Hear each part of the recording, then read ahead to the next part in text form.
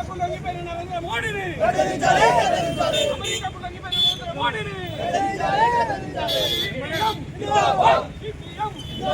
పెంచిన గ్యాస్ ధరలను వెంటనే పెంచిన గ్యాస్ ధరలను వెంటనే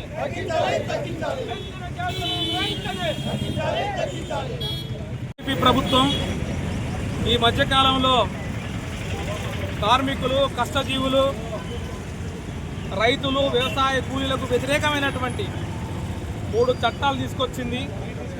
ఆ చట్టాలు రద్దు చేయాలని చెప్పేసి సిపిఎం పార్టీ కరీంనగర్ జిల్లా కమిటీ ఆధ్వర్యంలో కరీంనగర్ కలెక్టరేట్ ముందు భారీ ధర్నా నిర్వహించడం జరుగుతూ ఉంది. కేంద్ర ప్రభుత్వం ఈ 12 సంవత్సరాల కాలంలో ప్రజలకు ఉపయోగపడ్డ చట్టం ఒక్కటి తేకపోగా ప్రజలకు వ్యతిరేకమైనటువంటి, ప్రజలకు నష్టం కలిగించేటువంటి, మొత్తంగా అన్ని వర్గాల ప్రభావం చూపేటువంటి, నష్టాలు చేసేటువంటి చట్టాలు తీసుకొచ్చింది. ఆ చట్టాలకు వ్యతిరేకంగా వారం రోజుల పాటు ఈ జిల్లాలో గ్రామాన క్యాంపెయిన్ నిర్వహించుకోవడం జరిగింది. రేపు భవిష్యత్ కాలంలో కూడా దశల వారీగా ఆందోళన పోరాటాలు కూడా కొనసాగిస్తాం. ముఖ్యంగా స్వాతంత్రానికి పూర్వము కొట్లాడి సాధించుకున్నటువంటి 29 కార్మిక చట్టాలను రద్దు చేసి 4 లేబర్ కోడ్లను తీసుకొచ్చింది ఈ బీజేపీ ప్రభుత్వం.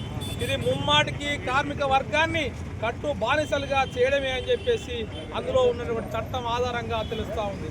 అంతేకాదు ఉపాధి హామీ చట్టము గ్రామీణ పేదలకు ఎంతో ఉపయోగపడేటువంటి చట్టం, అది సామాజిక భద్రత కలిగించేటువంటి చట్టం. అట్లాంటి చట్టాన్ని రద్దు చేసి బీబీజీ రామ్జీ అనేది కొత్త చట్టం తీసుకొచ్చిండు. ఇది ఉపాధి హామీల పుట్టగొట్టేటువంటి చట్టం. ఇది గతంలో 90% నిధులు కేంద్ర ప్రభుత్వం ఇచ్చేది, రాష్ట్ర ప్రభుత్వము 10% ఇచ్చేది. ఇప్పుడు కేంద్ర ప్రభుత్వం 60% మాత్రమే నిధులు ఇస్తామని చెప్తుంది. ఇప్పటికే అనేక రాష్ట్రాలు ఆర్థిక భారంతో ఇబ్బందులు పడుతున్న పరిస్థితి ఉంది. ఇది కూలీలకు చాలా నష్టం కలిగించేటువంటి చట్టం. అంతేకాదు గతంలో గ్రామాలలో గ్రామ సభల ద్వారా పనుల ఎంపిక జరిగేది. కానీ ఇప్పుడు కేంద్రంలో కూర్చున్న పెద్దలు నిర్ణయిస్తారట. ఏం పని కావాలన్నది అక్కడ కూర్చున్న వాళ్ళకి ఏం తెలుస్తుంది స్థానిక సమస్యలు అని చెప్పేసి మీరు ప్రశ్నించరు. అంతేకాదు ఇలా రైతాంగానికి సంబంధించినటువంటి అనుకూలమైన చట్టాలు తీసుకురావాల్సిన అవసరం ఉంది. కానీ వ్యతిరేకమైన చట్టాలు, విత్తన చట్టం తీసుకొచ్చింది. అది బహుళజాతి సంస్థలకు, కార్పొరేట్లకు ఉపయోగపడే చట్టం. అంతేకాదు విద్యుత్ సంస్కరణ చట్టం తీసుకొచ్చింది. మొత్తం కూడా విద్యుత్తును ప్రైవేట్ పరం చేసి ఇలా ప్రజలకు చౌకగా, కారుచౌకగా విద్యుత్ దొరకని పరిస్థితి ప్రైవేట్ సంస్థలకు అప్పచెప్పేటువంటి పరిస్థితి ఉంటుంది. కాబట్టి ఈ 3 నల్ల చట్టాలను రద్దు చేయాలని చెప్పేసి సిపిఎంగా ఇలా ఢిల్లీలో కూడా ధర్నా చేయడం జరుగుతాం. అంతేకాదు ఎన్నికలకు ముందు కాంగ్రెస్ పార్టీ అనేక వాగ్దానాలు ఇచ్చింది. అందులో ముఖ్యంగా 6 గ్యారంటీలు ఇచ్చింది.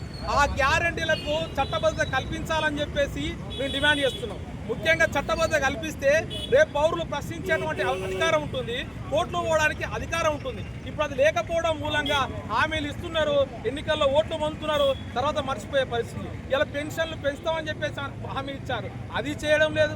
అంతేకాదు ఇలా నిరుద్యోగ వృద్ధి అని చెప్పారు, అది చేయడం లేదు. ఇట్లా చూసుకుంటూ పోతున్నప్పుడు ప్రజలను ఏమార్చి ఓట్లు వేయించుకొని ఆ తర్వాత మొత్తం కూడా ప్రజలను వ్యతిరేకమైనటువంటి నిర్ణయాలు తీసుకున్నటువంటి పరిస్థితి ఉంది. కేంద్ర రాష్ట్ర ప్రభుత్వాల ప్రజా వ్యతిరేక విధానాలపై నికరమైనటువంటి రాజీలేని పోరాటాలు కొనసాగిస్తున్నటువంటి సిపిఎం పార్టీ భవిష్యత్తులో కూడా అదే విధమైన ఒరవడితోని సమరశీల పోరాటం చేస్తూ ఉంది. కేంద్రంలో ఉన్నటువంటి బీజేపీ ప్రభుత్వం ఇలా గ్యాస్ ధరలు పెంచింది, 65 రూపాయలు వంటకు సంబంధించింది, అట్లాగే కమర్షియల్ సంబంధించి 115 రూపాయలు పెంచింది.